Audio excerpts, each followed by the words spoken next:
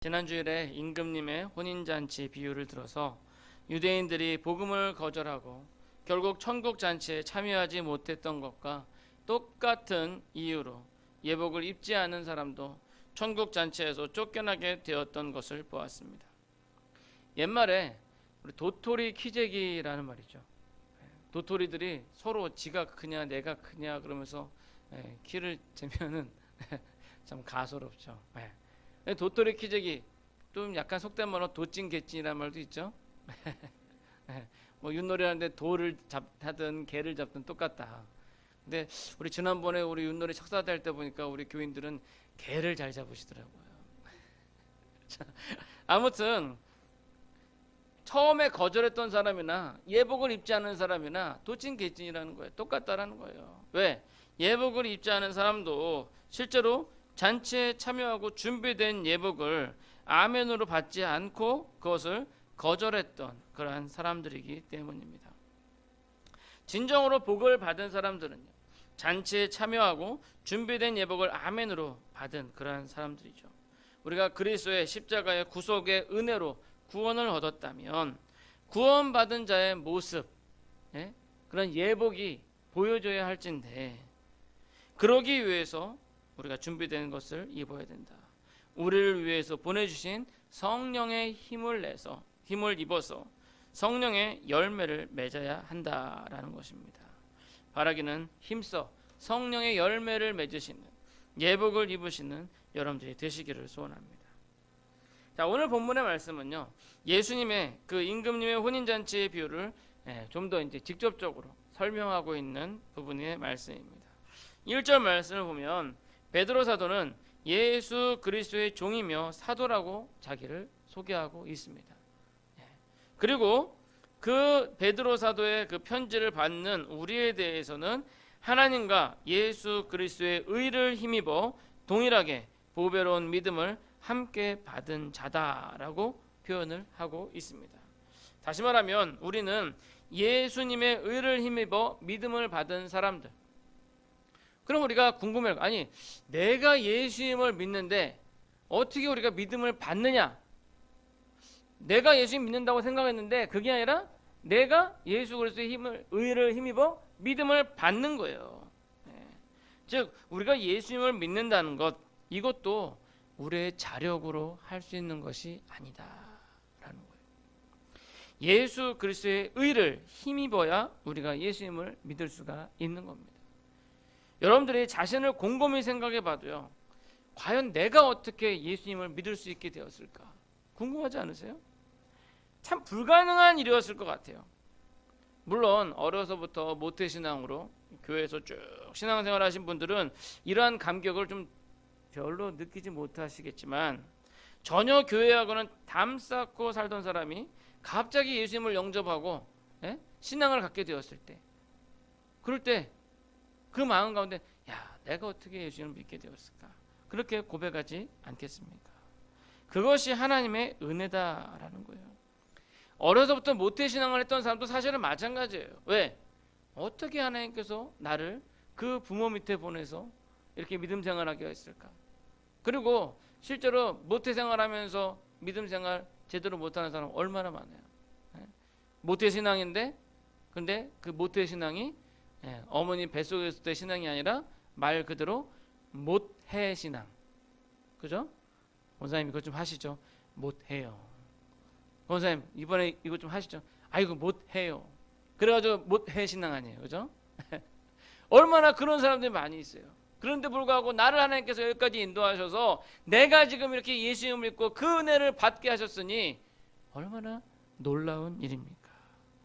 그래서 하나님의 그 큰 은혜를 고백하지 않을 수가 없다라는 거예요. 그래서 이거를 조금 어려운 말로 뭐라 그러냐면요, 불가항력적인 은혜다라고 해요. 불가항력적인 은혜. 다시 말해 하나님께서 우리에게 은혜를 주시는데 우리가 그것을 안 받아요 이렇게 할 수 없을 정도로 억지로 우리에게 은혜를 주신다라는 겁니다. 이 자리에 계신 여러분들은 모두가 다 그러한 하나님의 특별한 불가항력적인 은혜를 받으시고 이 자리에 오신 줄 믿습니다. 그래서 오늘 본문에서 우리에게 가르쳐주고 있는 것은 우리의 구원이 전적으로 하나님의 은혜다. 우리의 공로가 하나도 없다. 나의 나된 것은 오로지 주의 은혜다. 지금 내가 이 자리에 앉아 있는 것도 주의 은혜요. 지금까지 나를 인도하신 것도 주의 은혜다라는 겁니다. 본문의 3절의 말씀을 보시면요. 그의 신기한 능력으로 생명과 경건에 속한 모든 것을 우리에게 주셨으니. 그의 신기한 능력. 다시 말하면 우리가 이 자리에 앉아서 생명과 경건에 속한 모든 것을 받은 것이 예수 그리스도의 그 신기한 능력으로 우리가 받게 되었다라는 겁니다. 그러니 그것이 은혜인 것입니다. 이전에는 우리가 하나님을 알지 못했고 경건에 처할 수도 없는 그러한 처지였지만, 그러나 예수 그리스도의 십자가의 은혜가 우리 속에서 작용하여서 이제는 우리가 하나님을 알게 되고 그 하나님을 경외하게 되는 경건에 처할 수 있게 되었다. 즉 구원에 있어서 우리의 공로는 하나도 없습니다. 그러기에 우리가 하나님 앞에서 얼굴을 쳐들고 내가 잘나서 됐다고 얘기할 수 있는 게 하나도 없다라는 겁니다. 여러분 비유를 들어보면요, 여러분들의 자녀들은요 자기들이 잘나서 그렇게 된 줄 알아요. 그죠? 네? 자기들이 잘나가지고 이렇게 사랑을 받고 있다고 착각합니다. 자기들이 귀여워가지고, 또는 자기들이 공부를 잘하니까, 혹은 자기들을 잘 키워가지고 나중에 노후에 자식들 덕 좀 보려고 그렇게 자녀들을 사랑하는 거라고 착각을 하고 있어요. 그래서 어른들 말씀 들어보면 틀린 게 하나도 없는 게, 야 너도 자식 낳고 키워봐라. 그러죠? 너도 자식 낳고 키워봐라. 어느 부모가 자식 잘 키워가지고 나중에 덕 보려고 그러는 부모가 어디 있어요? 네? 우리 학원이 잘 들어. 너 잘 키워가지고 덕 보려는 거 하나도 없어. 물론 네가 잘 돼서 자동차 벤츠를 사주면 고맙게 잘 받을게. 네. 그러나 우리가 자녀를 키우면서 자녀 덕 보려고 잘 키우는 거 아니잖아요. 그냥 내 배 속에서 10달 배 알아 낳아서 보면은 사랑스럽고 정말 눈에 넣어도 안 아플 것 같고 그렇게 키우는 겁니다. 근데 자녀들이 자주 착각하는 게 뭐냐면요, 엄마 여긴 내 방이야, 엄마 이 옷 내 옷이야, 엄마 절대 입지 마, 이 옷 내 거야 라고 이야기를 합니다. 근데 곰곰이 생각해 보면 그 모든 것들 다 누가 준 거예요? 예수님. 참 우리 교회는 참 희망이 있어요. 제가 주일학교들 보고 너네 수요예배 참석해 얘기 안 했는데 지네들이 자력으로 이렇게 와가지고 예배 드리고 있어요. 얼마나 이뻐요, 그죠? 네. 어른들이 못하는 거 애들이 자리를 채우고 있습니다. 그런데 자기들 거라 그러는데 결국은 다 누가 준 거예요? 부모님이 다 준 거잖아요. 네. 누구 돈으로 산 거예요? 방도 누구 방이에요? 다 사실 부모님 방이잖아요. 부모님 방에 얹혀 사는 거잖아요.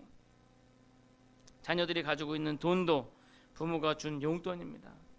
물론 자기가 알바해서 번다고 유세 떠는 애들도 있긴 하지만, 그러나 독립하기 전까지는 부모로부터 모든 혜택을 받으며 사는 것입니다. 우리도 마찬가지인 것이, 이 모든 것이 하나님으로부터 왔고 우리가 그러한 것을 받을 만한 자격이 사실상 하나도 없다라는 거예요. 그럼에도 불구하고 우리는 어린 자녀들과 같이 내 것을 주장하고 내가 잘나서 구원을 받은 것으로 착각을 하고 있는 것이죠. 유대인들이 그러했고 예복을 입지 않은 사람도 그렇게 착각을 하고 있었던 것입니다. 이 혼인잔치에 나는 참여할 자격이 분명히 있고 내가 예복을 입던 말든 그건 내 자유야 라고 생각을 하고 있었던 것이죠. 우리는 모두가 이 자리에 있을 수 있는 것 자체부터 전부 다 하나님의 은혜인 것을 기억해야 합니다. 우리는 도무지 이 은혜를 받을 만한 자격이 하나도 없는 사람이었고 오로지 하나님의 크신 은혜로 말미암아 구원받은 사람이라는 것을 잊지 마시기 바랍니다. 그러면 그렇게 은혜로 구원받은 우리가 취해야 할 반응은 무엇일까요? 그것이 은혜인 줄 아는 사람이라면 말이죠. 물론 그게 은혜라고 생각하지 않은 사람은 그냥 그게 당연한 것으로 받아들인 사람이라면 아마도 그 반응은 그냥 당연시하면서 자기 마음대로 살아갈 거예요. 그러나 은혜를 아는 사람이라면 은혜를 베푸신 분에게 감사하며 평생을 그분에게 맡길 것입니다. 사실상 이 한국 사람만큼 이 은혜에 대해서 정확하게 접근하는 사람이 드물어요. 왜냐하면 서양에서는 그런 은혜에 대해서 별로 생각을 안 하고 자기가 잘난 걸로 생각을 해요. 서양 사람들은. 그러나 한국적인 마인드는 하물며 짐승들도 은혜를 안다 라고 이야기를 합니다. 우리 고전 동화에 보면 은혜 갚은 까마귀란 말 있잖아요. 예? 그 선비가 죽어가는 까마귀 새끼를 구해줬더니, 뱀한테 물려 죽어가는 까마귀 새끼를 구해줬더니 이 까마귀가 은혜를 갚기 위해서 자기 머리로 종을 댕댕 쳐가지고 그렇게 살려줬다 그러잖아요. 그래서 오늘날 은혜를 모르는, 은혜를 받은 걸 모르는 그런 사람들을 우리가 뭐라 그래요? 배은망덕한 사람이고 뭐라 그래요? 금수보다 못한 사람이다 라고 이야기를 하잖아요. 그래서 이 한국 사람은 이 은혜에 대해서 아주 정확하게 접근을 하고 있었고, 아마도 그러한 것들이 한국 교회가 이렇게 100년이라는 짧은 기간 동안에 아주 급성장할 수 있었던 그런 배경이 되지 않았나라고 생각이 됩니다.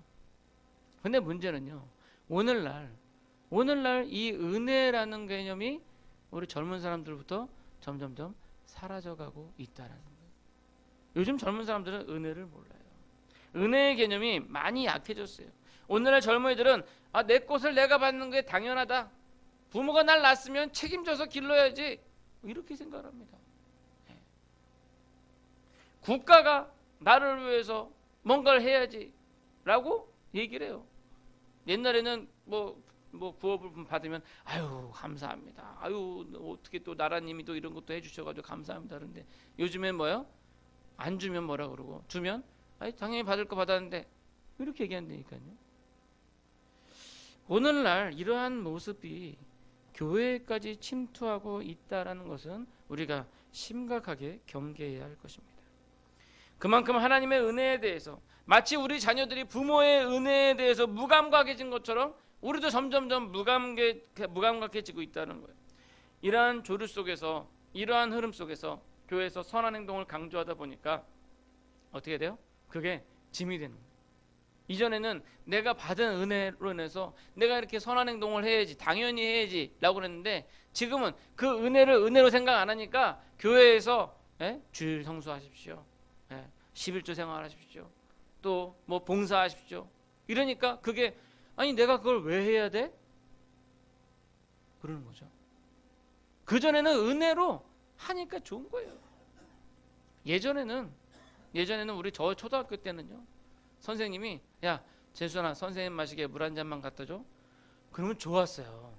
그잖아요. 야 선생님이 나를 시켰어. 옆에 있는 시기하고 질투해서 야 선생님이 쟤만 좋아하나 봐 막 그러면서. 근데 지금은 야 하거나 선생님 물 한 잔만 떠다 줘, 그러면 선생님은 손이 없어요, 발이 없어요. 선생님 떠다 드세요. 요즘 애들은 그런다니까요. 아니에요? 죄송해요. 우리 아이들을 제가 너무 무시한 것 같아. 아 그래요? 근데 지금 세대가 점점점 그렇게 가고 있다니까요. 요즘 선생님이 아이들을 혼내가지고 때리면요, 애들 카메라로 찍어요. 선생님 신고한다고. 그런 시대예요. 아무튼 그러한 은혜가 무감각해진 그러한 시대 가운데에서 우리가 선한 행동을 강조하게 되면 그것이 하나의 짐이 된다는 거죠. 그래서 오늘날 교회에서 이런 봉사 얘기 못해요. 저희 교회는 참 감사한 게 이런 봉사하고 이런 걸 너무 즐겁게 하시고 감사하게 하니까 저희 교회는 은혜가 넘치니까 그렇게 되는 거죠. 근데 큰 교회에서는요, 이번 주일날 교회에서 식당 봉사 좀 하시죠. 그러면 목사님 교회 재정 많은데 차라리 외주해가지고 일꾼 사가지고 하시죠. 이런다니까요. 은혜가 사라지니까 교회에서 하는 일들이 다 짐이 되어 버리는 겁니다.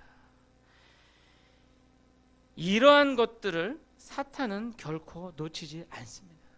이걸 기회 삼아서 교회의 풍파를 만들고 많은 사람들의 눈을 복음으로부터 가리우는 그러한 일들이 발생되는 것입니다. 결국 하나님의 은혜를 값싼 은혜로 만들어버리거나 아니면 사람들을 의무지어 주어서 다시금 율법의 짐을 지게끔 만들어버리는 거죠. 그러니까 은혜가 없으면 우리가 교회에서 주일학교 교사라든지 뭐 식당 봉사 이런 봉사하는 것들이 다 짐이 되고 율법이 돼 버리는 거예요. 옛날 유대인들이 율법의 짐을 지고 있었던 것처럼 우리가 다 그런 짐이 되는 거예요. 아이고 이거 내가 해야 되는데 이러면 이게 짐이 되는 거예요. 해야 되는데가 아니라 아이고 하나님 은혜로 내가 해야지 이러면 이게 은혜가 되는 거예요. 바로 우리가 이러한 시대에 간구해야 될 게 뭐냐? 바로 하나님의 은혜입니다. 하나님의 은혜를 입지 않고는, 하나님의 성령에 힘입지 않고는 우리는 열매를 맺을 수 없기 때문입니다. 오늘 본문 2절에서 보면 우리 주 예수를 알므로 은혜와 평강이 너희에게 더욱 많을지어다 라고 말씀하고 있는 겁니다. 우리가 그리스도 예수를 알면 알수록 그 은혜를 더욱더 깊이 깨닫고 그 은혜로 인해서 우리 안에서 자연스럽게 나오는 것이 바로 성령의 열매가 되는 겁니다. 그리고 그것은 또한 그리스도 예수의 신성한 성품에 참여하는 자가 되는 것입니다. 그것을 조금 더 구체화시켜서 오늘 본문에 5절에서 7절까지 말씀을 보내면 너희 믿음의 덕을, 덕의 지식을, 지식의 절제를, 절제의 인내를, 인내의 경건을, 경건의 형제의 우애를, 형제의 우애의 사랑을 더하라 라는 거예요. 계속적으로 받은 은혜가 쌓이면 쌓일수록 한 단계 한 단계씩 우리가 성장하게 된다라는 겁니다. 은혜로 시작하여서 믿음, 거기에서 덕, 거기에서 지식, 거기서 절제, 인내, 경건, 형제의 사랑, 이렇게 탑을 차곡차곡 쌓듯이 우리가 쌓여가는 거죠. 바른 예수 그리스도를 알므로 인해 그 은혜를 깨닫고 그 은혜로 인해 이러한 성령의 열매를 쌓아가시는 그런 여러분들이 되시기를 소원합니다. 자, 마지막 9절 말씀을 보시면 이러한 것이 없는 자를 뭐라고 가리키냐면 맹인이다. 맹인이다. 멀리 보지 못하고 그의 옛죄가 깨끗하게 된 것을 잊었다라고 말하고 있습니다. 즉 눈을 뜨지 못한 사람은요, 보지 못하고 거만하게 되는 거예요. 제가 이 말씀 맹이다라는 말씀을 조금 이렇게 오늘날 좀 쉽게 이렇게 말씀을 드린다면 아마도 배는 것이 없는 사람이라고 그럴 것 같아요. 배는 것, 뭐 맹인이나 배는 것이 없는 사람이 똑같잖아요. 배는 것이 없는 사람은 어떻게 돼요? 위아래도 없고 거만하게 되는 거죠. 눈에 배는 게 없어요. 눈에 배는 게 없으니까 위아래도 없고 아무것도 그냥 거만해지는 거예요. 하나님으로부터 오는 그 거저 주시는 은혜를 깨닫지 못하고 있는 것입니다. 방금 말씀드린 것처럼 부모의 은혜는 깨닫지도 못하고 반찬 투정하면서 엄마 왜 밥상에 계란말이가 없어, 또 더 비싼 옷 안 준다고 투정하면서 부모의 속을 썩이는 철없는 아이들과 같다라는 겁니다. 옛날 죄 가운데 뒹굴던 것 생각하지 못하고 하나님께서 더 주시지 않는다고 그렇게 투정하는 거죠. 그래서 성경은 그런 사람과 같이 되지 말고 너희의 부르심과 택하심을 굳게 하라라고 권하고 있는 겁니다. 이 본문의 말씀이 우리가 그렇게 함으로써 구원받게 된다라는 게 아니라 이미 우리가 구원받은 것, 우리를 부르시고 택하신 것을 우리가 더욱더 굳게 하라. 불신자의 모습으로 살다가 버림을 받게 되지 않도록, 예복 입지 않고 까불다가 눈에 뵈는 것 없어가지고 까불다가 버림받는 자 되지 않도록 하나님의 은혜를 더욱더 사모하라라는 겁니다. 조금 더 쉽게 제가 예로 말씀드리면요, 자동차가 가야 되는데 안 가요. 어떻게 해요? 뒤에서 막 밀어요. 한참 밀어요. 한참 미는데 보니까 좀 움직여. 아유, 집이 저기 부천인데 부천까지 가야 되는데 이거 언제 밀고 가, 이 자동차를.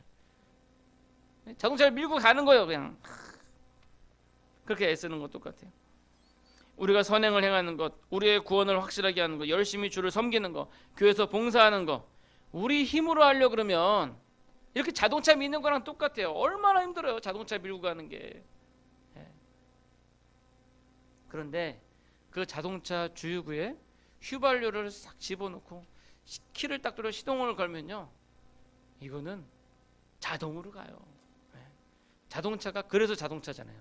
자동으로 가는 차다, 그래서 자동차잖아요. 아니 진짜예요.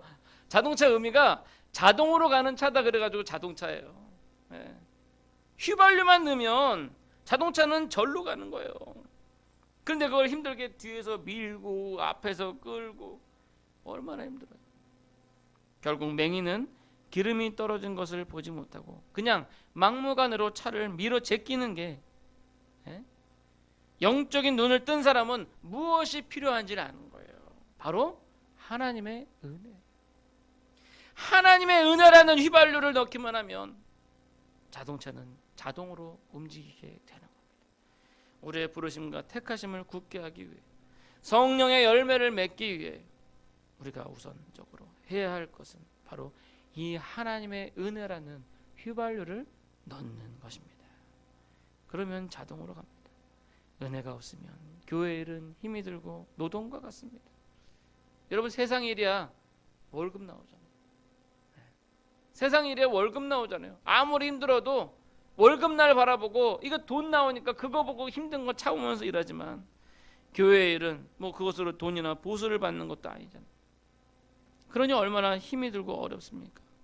그러나 하나님의 은혜가 들어가면 그 큰 자동차가 저절로 더 빨리 가는 것처럼 우리가 성령의 열매를 저절로 맺을 수 있게 되는 것입니다. 바라기는 하나님의 은혜로 말미암아 실족하지 않고 더 빨리 갈 수 있는 그런 여러분들이 되시기를 소원합니다. 이제 말씀을 맺고자 합니다. 우리의 부르심과 택하심을 굳게 하기 위해서 우리는 믿음의 덕을, 지식을, 절제를, 인내를, 경건을, 형제의 우애와 사랑을 더해야 합니다. 그것이 바로 성령의 열매이기 때문입니다. 열매 없는 나무는요, 하나님의 저주를 받아요. 그러나 그 모든 것들이 역시 하나님의 은혜인 것은 하나님의 은혜가 있을 때 자동으로 열매를 맺게 되기 때문입니다. 따라서 우리가 의지할 것은 하나님의 은혜이고 성령님인 것입니다. 우리 아이들도, 제가 하근이 너 목사 아들이 말이야, 예배 참석해 수예배 꼭 나와. 그러면 저기 앉아 있는 게 얼마나 힘들어요. 막 비비 꼬면서 아이고 뭐 아빠가 얘기는 하는데 저게 무슨 얘기야. 그런데 은혜로 자발적으로 나오니까 그게 더 큰 은혜가 되는 거예요. 바라기는 그 하나님의 은혜를 제대로 깨달을 수 있도록 하나님의 말씀에 집중하시고 주의 성령을 사모하시고 기도하시고 그런 가운데 더욱 더 큰 은혜를 받으시고 또 더 큰 은혜로 말미암아 더 좋은 열매들을 맺으시는, 그래서 구원에 이르시는 여러분들이 되시기를 간절히 소원합니다. 기도하겠습니다.